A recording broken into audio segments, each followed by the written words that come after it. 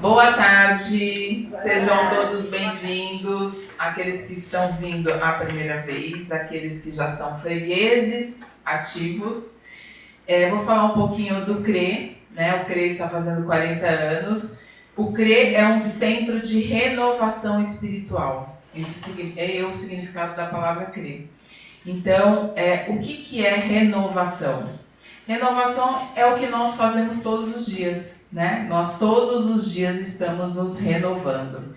Mas o importante é que para você deixar entrar o novo, tem que deixar sair o velho também, né? Então é um trabalho constante que nós fazemos de autoconhecimento e de autopercepção. Bom, isso aqui já não está bom, vamos deixar aí e vamos deixar entrar isso aqui, esse aprendizado que vai me fazer ser uma pessoa melhor. Então, é isso que nós fazemos aqui no CRE, é isso que nós buscamos fazer conosco todos os dias. E a nossa lição de hoje é a lição de número 91. Nós sempre usamos um livrinho, geralmente do Chico Xavier.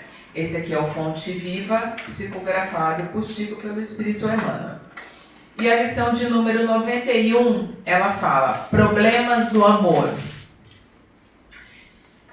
Que vosso amor cresça cada vez mais no pleno conhecimento e em todo discernimento.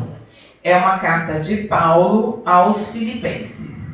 Então, vamos explicar um pouquinho o contexto histórico em que Paulo escreve essa carta, porque a geografia do mundo era outra, né?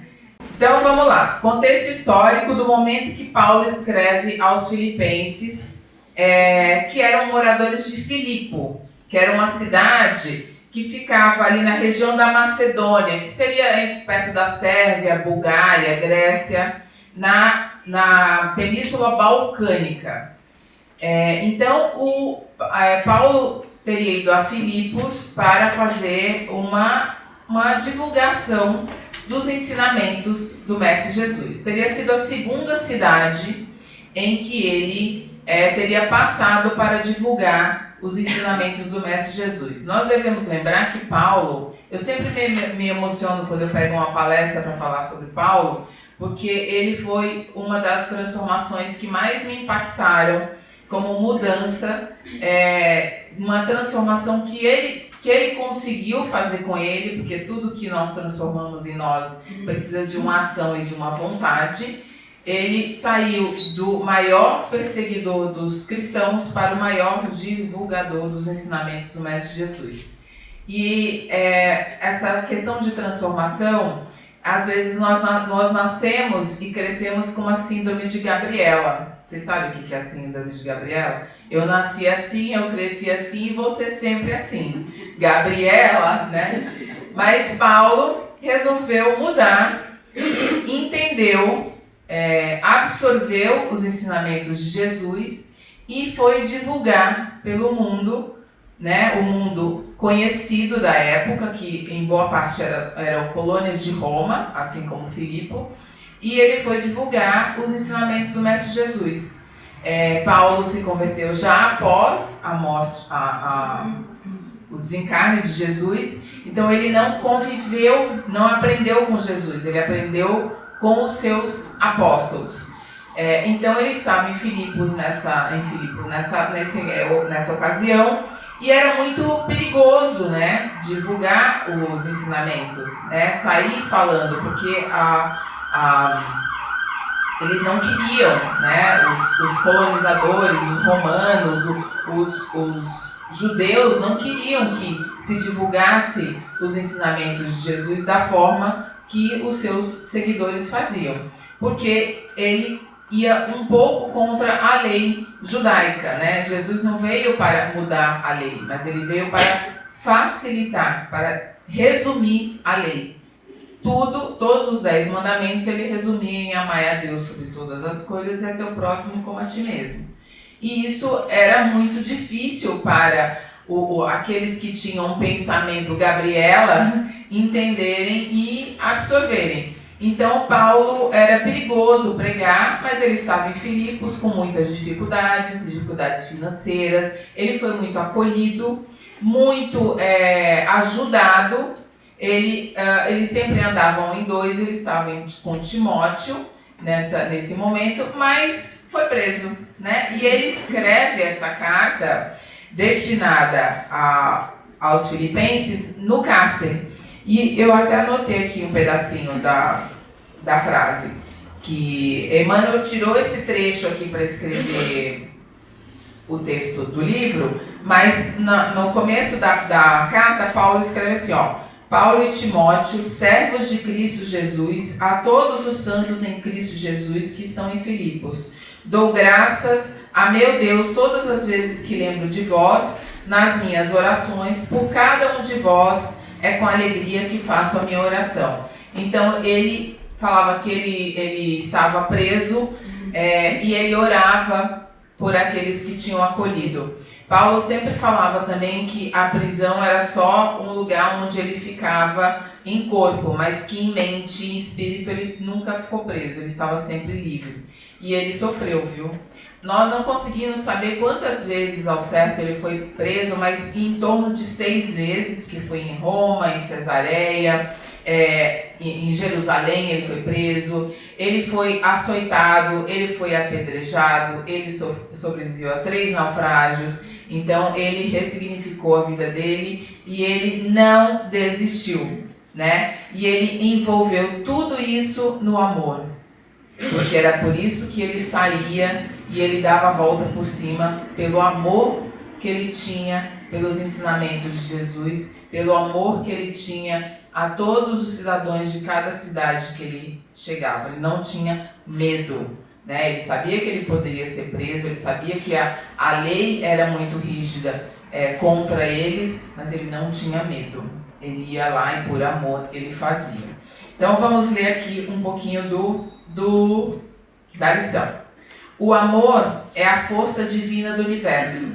É imprescindível, porém, muita vigilância para que não a desviemos na justa aplicação.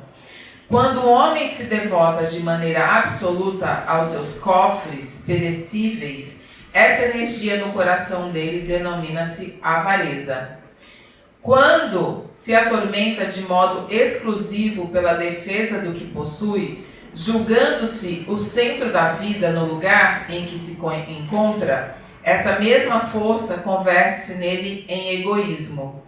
Quando só vê motivo para louvar o que representa, o que sente e o que faz, com manifestos de respeito pelos valores alheios, o sentimento que predomina em sua órbita chama-se inveja. Aí eu trago aqui, porque Emmanuel nos traz características que devemos combater, pois são contrárias ao amor, né? Ele fala aqui da avareza, do egoísmo e da inveja. E aí, no Evangelho segundo o Espiritismo, no capítulo 15, tem fora da caridade não há salvação. Aí os espíritos perguntam, Kardec pergunta, o que é preciso para ser salvo? Aí os espíritos nos falam a parábola do bom samaritano, que toda a moral de Jesus se resume na caridade e humildade, ou seja, as virtudes contrárias ao orgulho e ao egoísmo. Então, se você tiver caridade e humildade, você não vai ser nem avarento, nem egoísta e nem invejoso. E aí, os espíritos falam mais. Em todos seus ensinamentos, ele mostra essas virtudes como o caminho da felicidade. Caridade e humildade, vias de salvação. Orgulho e vaidade, via de perdição. Olha que bonito isso, né? E aí aqui eu trago mais uma vez a reforma íntima, que nós nunca podemos nos esquecer. Por isso que nós estamos numa casa de renovação espiritual, para que todos os dias nós lembremos da importância da nossa renovação. E todos os dias são oportunidades de nós sermos melhores. Todos os dias. Se você acordou hoje, é porque você tem uma oportunidade de ser melhor do que você foi ontem. E seguindo aqui, Paulo, escrevendo à amorosa comunidade filipense, formula indicação de elevado alcance. assegura que o amor deve crescer cada vez mais no conhecimento e no discernimento, a fim do que o aprendiz possa aprovar as coisas que são excelentes. O que Paulo está falando aqui? Que nós temos que crescer a partir do conhecimento. Que quando nós conhecemos, nós saímos da ignorância e nós podemos colocar essa experiência, esse conhecimento à prova na nossa vida. Nós podemos usar esse conhecimento na nossa rotina, no nosso dia a dia. Instruamo-nos, pois, para conhecer, eduquemo-nos para discernir. E aqui eu quero trazer, semana passada nós perdemos uma grande amiga e professora aqui do CRE, a Raquel, e ela falava, eu fico até emocionada, ela falava que anjo manco não voa, e que nós precisamos desenvolver duas virtudes, que é a moral e o conhecimento. Se você só desenvolve a moral e não o conhecimento, você fica manco. Então nós precisamos desenvolver as duas virtudes. E ele fala aqui, cultura intelectual e aprimoramento moral são imperativos da vida, possibilitando-nos a manifestação do amor no império da sublimação que nos aproximou de Deus. E era isso que ela falava. Um não funciona sem o outro. Não adianta você ser um intelectual, conhecer toda a biblioteca do mundo e você não ter moral. Da mesma forma, não adianta você ter moral e não ter conhecimento. Então, anjo manco não voa. Nós precisamos desenvolver as duas virtudes. Atendamos ao conselho apostólico e cresçamos em valores espirituais para a eternidade, porque muitas vezes o nosso amor é simplesmente querer, e tão somente com o querer é possível desfigurar impensadamente os mais belos quadros da vida. Que a gente quer muito, né? A gente quer muito, mas a gente faz para poder querer. A gente quer ser bom, a gente quer ser virtuoso, mas você está desapegando, você está regenerando, desapegando do que é velho e deixando entrar o novo. E aí eu trago aqui também, ó. Reforma íntima, autoconhecimento é o caminho para corrigir nossas más inclinações, a prática no bem e na caridade. Não foi isso que Jesus falou? Pois vão nos aproximar do alto amor e amor ao próximo. O amor é inato. Deus não nos faria sem a capacidade de poder amar. Todos nós temos a capacidade de amar. E principalmente, gente, algo que nós negligenciamos muito, o alto amor.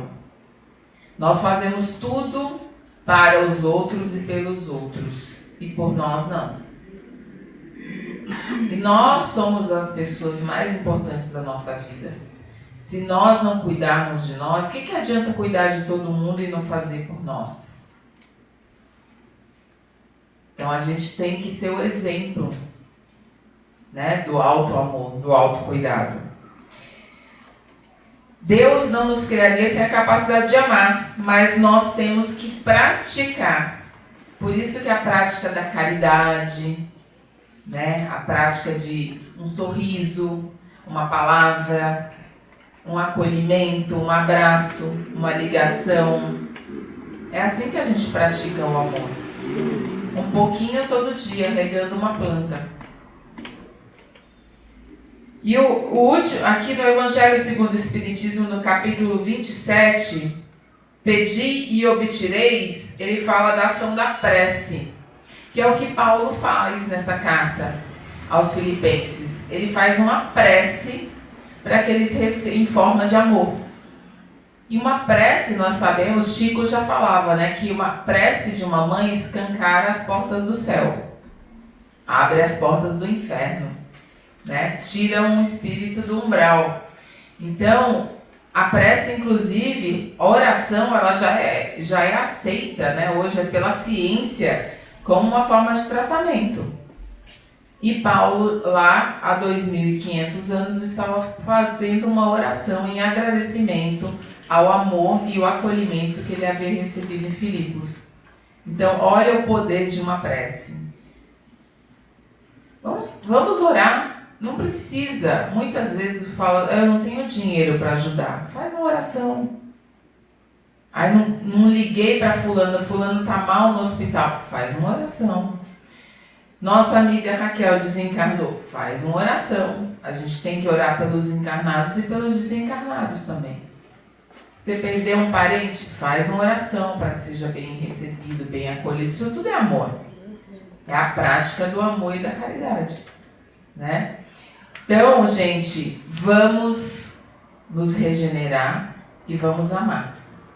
E eu desejo uma tarde iluminada, maravilhosa e cheia de amor para todos nós. Boa tarde.